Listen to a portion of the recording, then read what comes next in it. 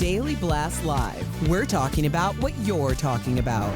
Get real. No. This Just is stop. a sham. It's finally here. Drum roll. Welcome to DBL. Happy Monday, everybody. Good to see you, ladies. You have a good weekend? Yes, I did. You weren't even around. I was in New York. Yeah. Yeah, it was CultureCon, and and I went to DC for a correspondence gala. Like, I was just doing like a whole, Jure was there. Clearly. A whole East Coast tour. How was DC? Good? DC was awesome. I totally thought of you. It's a good city. Because I was going to do the visit with our affiliate, WUSA. Hey, I love them. And I was driving from the hotel to the station, and I'm like, this is just such a vibe. It is. Like, DC is really just, it's a vibe. Yeah, it's cool. It's cool. And we did a little partying this weekend. Oh, yeah, we did have a good time, didn't we? Yeah. And I had some canapes and some drinks, and we celebrated Steph's engagement, and it was absolutely lovely. What's a canapes? You ruined it now. No, I didn't. They're crudités. Is that worse? Just say I had some cheese and crackers. I had cheese and crackers. I had hors d'oeuvres. What do you want? Yeah, we had Crudités fun. more accepted. Yeah, okay, fine. My bad. I don't like that word. You know what? We don't like you. I thought we made up over the weekend. Apparently not. We have not. Because you came to Monday's show with that weird word, and now we're back at it again. Okay, speaking of back at it, let's get to it, guys. Kanye West is at it again. His friends are reportedly worried he's in the middle of a serious mental health breakdown. His Instagram and Twitter accounts were both blocked and locked over the weekend after he posted anti-Semitic content, saying, "I'm a bit sleepy tonight, but when I wake up, I'm going DEFCON 3 on Jewish people. The funny thing is I actually can't be anti-Semitic because black people are actually Jewish also." I don't even know what I just read. So as you can imagine, Kanye's tweets and posts got a big reaction. Let's get some stars in there. Jamie Lee Curtis tweeted, "Words matter. A threat to Jewish people ended once and a genocide. Your words hurt and incite violence. You are a father. Please stop." And Sarah Silverman tweeted, "Kanye threatened the Jews yesterday on Twitter, and it's not even trending. Why do mostly only Jews speak up against Jewish hate? This silence is so loud." So, Tori, I'm going to start with you. Where are we at with Kanye? I'll tell you how I feel. And as a Jewish person, obviously a lot of what he was saying was crazy, but this kind of hit close to home. I find him a troll at this point. I find he might need help. Great. God bless. Go do it. You should not be allowed on social media at this point when you're inciting violence, when you're bringing up things that you know nothing about, and when you have that big of a following. I always say the stupid Spider-Man quote, "With great power comes great responsibility." He doesn't seem to understand 18 million followers is a great responsibility. And when you say that about the Jews, less than a few generations ago, they were being gassed to death. Their fingernails are left on the walls because of how horrific that was. And he's joking about DEFCON 3. We've been there. Like, it's not a joke. So if you're uneducated and you're not curious, don't post this or get blocked. People have boundaries, and this is one I think Twitter and YouTube should do. Well, this is more than a boundary. In this day and age, like, that's a terroristic threat. Yeah, it was a full threat to a lot of people. It is a threat. Yeah. And I think it is important that when we are talking about allyship, regardless of what the marginalized community is or represents, it is so important that we, inside and outside of the community, are saying, not on my watch. Right. You know, like, we cannot have anyone going on to social media, especially with someone with so much power and so many followers, making threats against any group of people. We talk about Jewish people and the thread with black people. I think he missed the memo on what that truly was. As someone who went to Seder dinners every year with a Jewish family who invited us every year and a Japanese family, the three families always came together and talked about the common thread of the oppressed and the oppressor. And it's a very important history. It's something that we can actually come together on. Yeah. And Kanye could have come together on. Exactly. Kanye could have understood that. And blacks, actually, the Hebrews back in the day were blacks. That's actually not crazy. If you just stated it with some real facts and education, it would have helped when you have that many followers. Yeah, because I had no idea. Just reading that, I wouldn't have made that connection. I don't know where he's going.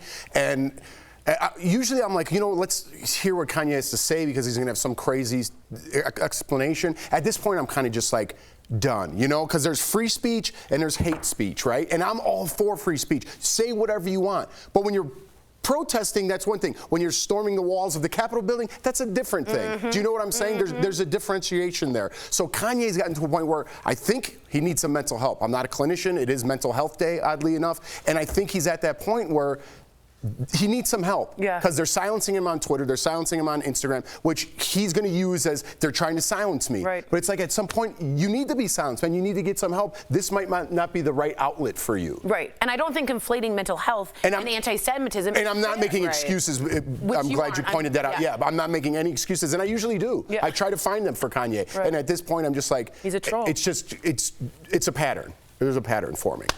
All right, so let's move on. The Netflix show The Great British Bake Off is being accused of cultural appropriation over its Mexican Week episode. So first, the show actually tweeted these memes featuring the two hosts in sombreros and ponchos. It said, quote, "I don't feel like we should make Mexican jokes because people will get upset." And the other host says, quote, "What, not even Juan?"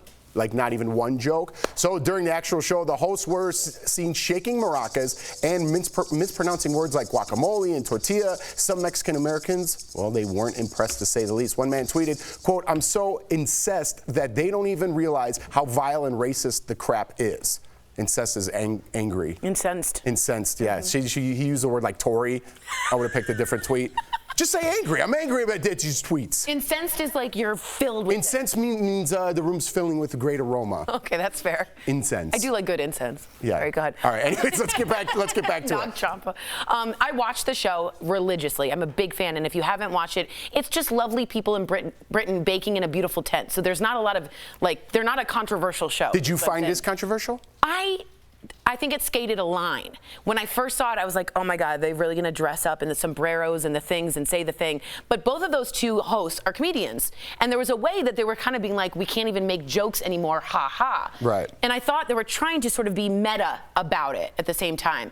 I didn't find it offensive, but I understand people could. I just think, is it all white people getting mad and not actually Mexican Americans getting mad? That's my question. Because sometimes it's a lot of people uprised, really upset, and it turns out the marginalized people are like, that was fine for me. So that's what I want to know. They also did cook Mexican cuisine, but didn't seem to know a lot about the background of it. So it could have been more educated. It could have been a better show. I just find it strange that a food show is mispronouncing food. Yeah, it wasn't them. It wasn't the chefs. It was someone. Were they saying like guacamole, like trying to use that accent? Is that what they were doing? No, some of the contestants had never heard, for instance, of pico de gallo.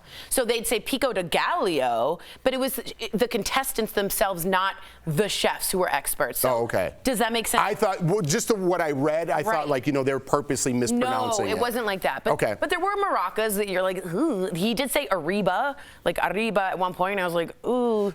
But I also thought it was fine. I don't know. I went back and forth. No, I hear you. And I think we're just in that time right now where it's, wow, I shouldn't do this, right? Because it's super sensitive about things. But just to bring it to Italian culture, right? I'm only half Italian. But if someone like Sebastian Maniscalco makes these great jokes, right? And they're hilarious. And I want other people to share in that because that's how I grew up. That's why they're so funny. Right. And if someone was like saying, it's a spicy meatball, I'm not getting upset. No one's getting upset. You know what I mean? But then if you take it to another I don't know, maybe the meme I could have done without. It was also the opening of the show. Yeah. That was the opening of the show, that meme. They opened with that skit.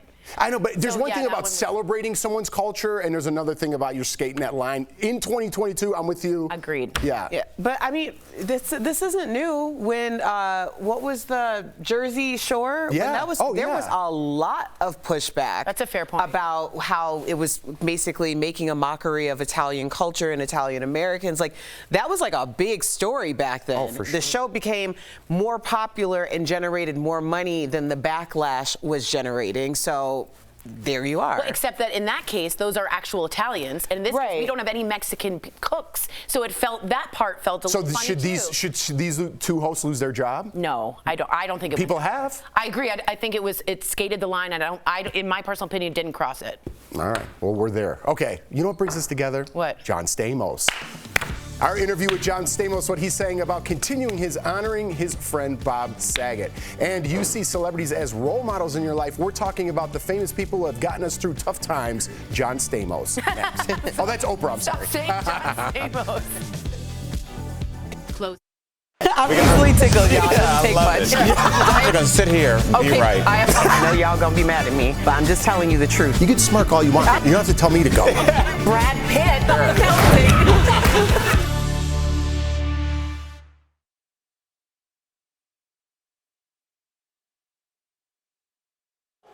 All right, so we didn't get to a couple stories. One of them I wanted to get to was a comedian performing at a club in New Jersey took on a heckler who wouldn't stop asking her who she voted for, right? We actually have some video that we're gonna play, and he actually threw a beer up on stage, or she. I immediately think it's a man. No, he did. He threw it at her. The woman who was. Luckily, she had bad aim. Well, and I thought it was the woman that was heckling her male counterpart threw the beer, and then the lady up on the stage, the comedian, drank the beer. Oh, gotcha. So the guy, it was a guy. Trying to stick up for guys here. Anyways, someone threw a beer can at the comedian. She picked it up and drank it to make light of a bad situation. She also said, he started yelling, I could tell you voted for Biden. Meanwhile, she's up in her space doing her own talk. I know this comedian, Ariel. And she said, well, I know you voted for Trump because you're speaking out of turn and no one wants you to. Then about 2 minutes later, into the set, things had moved on. She had handled it like a boss. She did. She's like walking over here, and I am not kidding you. He didn't just throw a beer can. He slammed a beer can at the brick wall right by her head, and it exploded on the brick wall. And everyone gasped, and people got up, and she took that thing and could have gone 18 different ways with it. You Rolodex as a comedian. What are you gonna do? And she's chugged that beer, and the comedy club has apologized, but it was not a throw. It was an attack, and it was an assault. And it was on camera, which is what's gonna happen, and I hope they catch that guy. Because it was not just a throw some beer, like a tomato, you know? He like smashed it and it exploded right by her head. It was bad. It was really, really bad. Yeah, maybe we'll do that story tomorrow. Yeah, and she handled it beautifully. Because we got the video, so.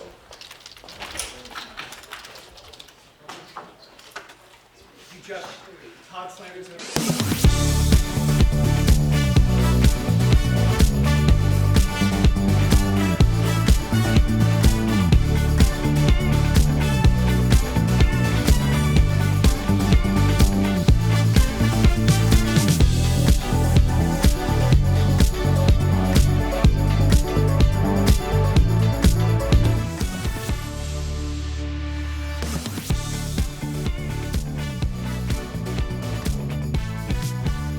Welcome back. A new study suggests 6 out of 10 people say a celebrity has gotten them through a tough time in their lives. So people struggling with fears and self-doubt. We made half of our studio go to the other side just so we could fill the shot. Sorry, and then they all walked back. Sorry. It was just hilarious. I'm like, what is happening? I know, they all. And I just put it all together. All right, cool. Thank you guys for participating. Great all job. Right. So struggling with fears and self-doubt, say the stars like Oprah, The Rock, Rebel Wilson, Tyler Perry, and survivalist Bear Grylls have inspired them to push past these limitations. Almost 70% say they responded positively to celebs if they know they're struggling with the same issue.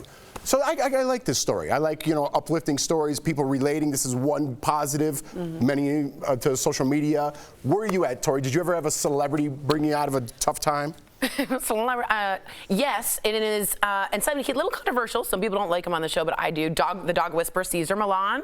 I don't know if you know him, but when I went and got clinically depressed in LA, I went and got a dog because they said being outside gets you happier. So I would take a walk. It was the only time I get out of my entire apartment. And then I started watching him, and his whole spiel is the energy you give through the leash will treat your dog that way. So I had to start changing my energy, and then everything shifted. So he really, in some weird way, got me to start thinking of shifting my energy. You cried when he came on the show. I cried. I remember that. And he didn't really respond in any way? He wasn't feeling the energy through Not the at leash. all. No, he wasn't. No, he wasn't. This is a strange connection, but based on today, I have to say this. So I applied to go, or for my brother and my mom to go on Oprah to meet with Cesar Millan. And this was way back in the day. My brother had this support dog. And something happened with the reservation. My brother couldn't go, so it was me and my mom. We weren't allowed to be in that taping, but the taping that was right after that was who? Cesar. Kanye West. Oh, really? That's the one you... And I was a seat filler, which is why I sat next to his mom. Okay, That's right. so, I remember that story now, yes. Yes, yes, all that full circle. That's all to say that my person's Gabrielle Union.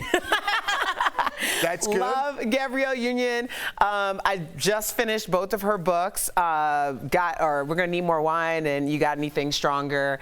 And I'm glad that I waited so long to listen to them because I needed the advice going into my next chapter. Yes. And it made me feel like, oh, these are things I hadn't considered before. And it normalized it in my head a little bit more. It was perfect timing. Yeah. Yeah. What about you? Mine's super cliche. It's Tony Robbins. But when I was like 25, 26, 27, my boss turned me on to him. I didn't really understand the power of positive thinking. And this was the man who kicked it off for me. Great stuff online. And it just really, he was the roots of the tree that. Do you still listen to it? Yeah, every morning. Every morning I listen to something. Not Tony Robbins per se, but everybody. And you know what's weird? A lot of the times, celebrities have the most impact on me. Like when Matthew McConaughey's given like a college speech. What's it called? Green lights? Oh, when you give a What do you call when you give a speech? A lecture. No. Commencement. Oh. Tori. Sorry. Across 5 commencement. Yeah, so a lot of these commencement speeches that celebrities give, they're more inspiring than just people talking, but everything inspires me across the board. You should listen to Shonda Rhimes' commencement. Did you read? No, but I listened to Shonda Rhimes. Remember you sent me some stuff, and I listened to her. Yeah. I listened to her, and Barbara was another one you sent me. Wasn't Barbara? We're not jiving today. Canapes? We're down with the jive. Yeah.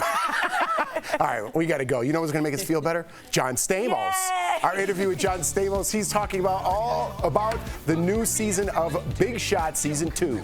Look at that cutie. Suffer from pain? You're not alone.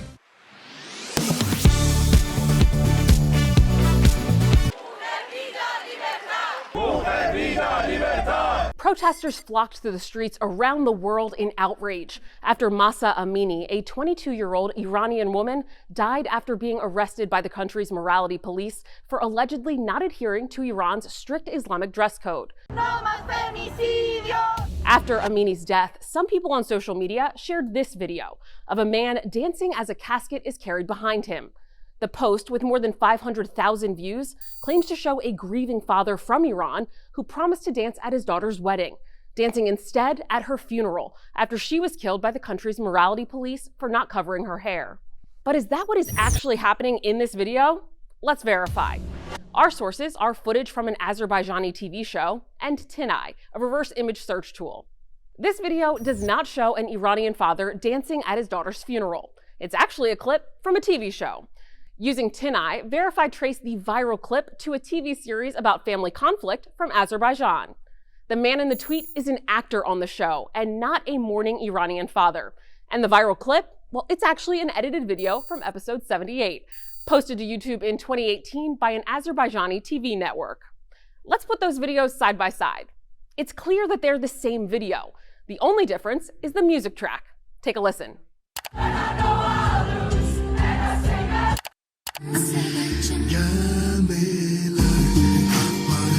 So we can verify, no. A viral video does not show an Iranian father dancing at his daughter's funeral. With your Verify, I'm Ariane Till.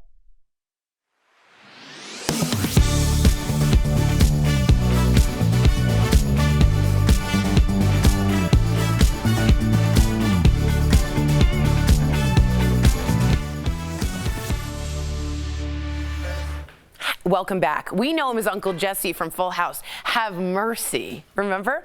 And now he's the basketball coach in the Disney Plus show Big Shot. Earlier, John Stamos told us all about season 2 and how Bob Saget inspired a scene in the new show. Check it out. John Stamos, everybody. Welcome back to DBL. Yes. We love you. Thank you very much. Before we get to your show, Big Shot, I have to mention this because I thought it was really touching. Candace Cameron Bure recently joined you on stage for a Bob Saget tribute during a Beach Boys concert. What were the emotions like having her on stage with you during that tribute? I can't even imagine.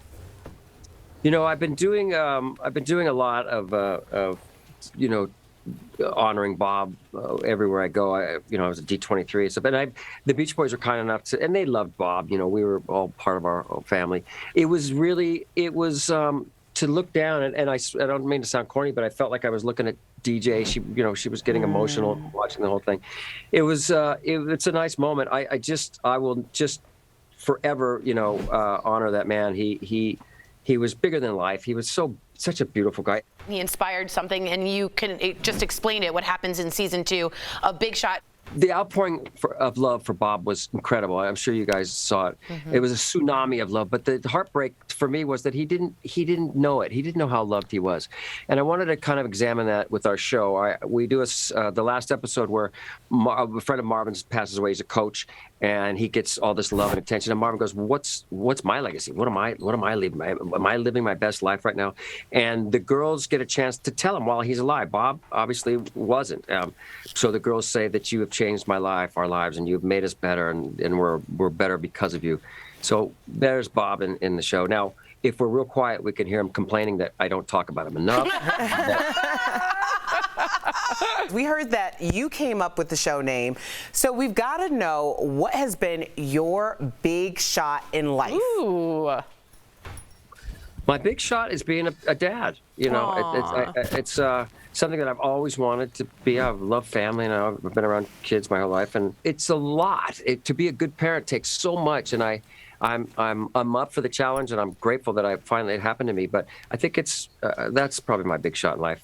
Yeah, it's everything, and I think for a lot of guys, you know, you have all these things, all these goals that you want, and sometimes you reach them, sometimes you don't. But at the end of the day, when you have kids, you're like, oh, this is all about. Everything else is kind of just stuff on the table. It's not really a thing. Exactly. And it's the moments, the little micro transactions during the day, especially with him, that mean the most. It's not about I accomplished this, I got this show, I did this. It's about those little important exchanges. Last night, he came home from Disneyland. I wasn't there. And I was carrying, he was asleep. I carried him to the thing. And I had so much to do today. I had to get ready for this, and I had to finish some other work. And I put him in his bed, and he was quiet and everything. And then I'm creeping. I was, Dad, yes, son, will you read me a bedtime story? Yes. Yeah. I put everything else aside, of course, and I sat there, and it's just beautiful. Those moments are what it's about, I think. Amen. Yeah, absolutely. Well, you know, got a son, you got to show Big Shot, and I know you were a band guy. But Big Shot, I want to know what's up with the basketball skills now. Have they improved a little bit since season 1? Are you better? Are you better baller? Oh, Sam. Wow. I got you worse. read that off of Twitter. I'm trying to be cool. Sorry. Sam. What's your hoop I'm game not a like, baller. bro? I'm not good. No, I'm not. I've gotten worse, I think. I'm not a sports guy. You know, the show it's more fun, but it's also gets deeper and edgier. I play a father, you know, sort of a father who's not been around my daughter much, and so now I have to kind of, you know, learn how to do that. He's a great character because at least he can say he's sorry and he wants to get better. At the end of each day, I want you all to look in the mirror and ask yourself, did I do my very best today? Everything you guys do in this gym and out affects all of us. Where we're going is anything but normal. I love it. Everybody thought, oh, this man's coming in and he's going to teach these girls. No way. The girls taught Marvin, and the girls in real life taught John. And I think that's what makes the show special. I love it. John, thank you so much for joining us here on DBL. 2-Hour Viewers Season 2 of Big Shot premieres on Disney Plus October 12th. We'll be right back. Thanks, John. Thank you, DBL. Thanks, man. Thank you. Promotional consideration. You will hear the phrase early detection saves lives, and that's because doctors will widely agree taking action quickly can make a huge difference in breast cancer treatment and outcomes. So what is the guidance for how to detect it and monitor your breast health? Let's verify. Our sources are several sets of guidelines, and breast oncologist Dr. Claudine Isaacs, who points out there are different guidelines from different groups. A screening is checking for a disease before any signs or symptoms. For breast cancer, that typically means mammograms and physical exams. Those leading breast cancer organizations may recommend mammograms beginning at 40, 45, 50. Some will say annually, others say every other year. Those at highest risk might be encouraged to get a mammogram even earlier. Age, family history, ancestry, inherited gene mutations, personal health history, and lifestyle all could factor into how early, how often, and what type of screenings should happen. The National Comprehensive Cancer Network does recommend people have a breast cancer risk assessment by age 25. What we're really trying to do is to figure out how to get more personalized at this. Along with regular well woman visits with a healthcare provider, the advice has long been to conduct monthly monthly breast self-exams. Now, guidance on that is divided. Dr. Isaacs says it's most important to recognize lumps, bumps, changes in texture, or pain. What is important is that people know what their breasts feel like. And if they notice something, that they go and they have it checked out. She adds the best guidance for you will come from the healthcare providers who know you best. Those are conversations that have to happen on a regular basis. The great thing about medicine is that our knowledge keeps on evolving and our guidelines change as a result.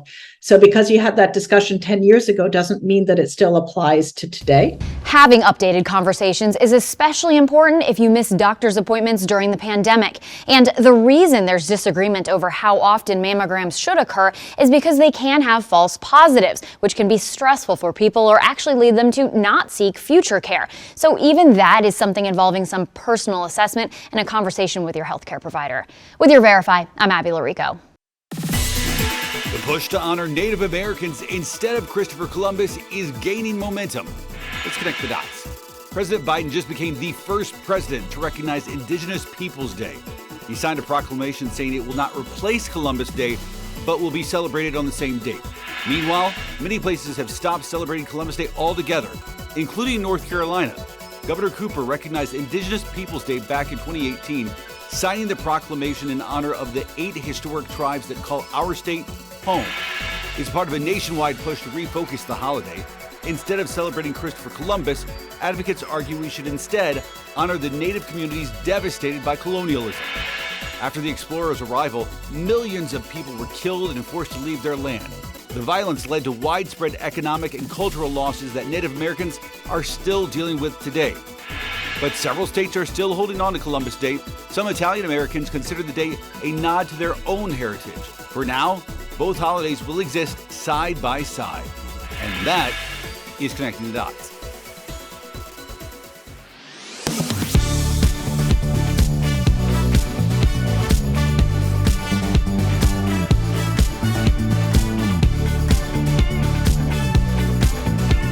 Before we go, one last quick story. A comedian performing at a comedy club in New Jersey took on a heckler who wouldn't stop asking her who she voted for. Here's how it went down.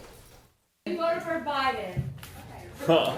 I don't know. Why does it matter? Yeah, so what? What does it matter? I can just tell by your jokes you voted for Biden. Why are we talking about politics? I can tell by the fact that you're still talking when nobody wants you to that you voted for Trump.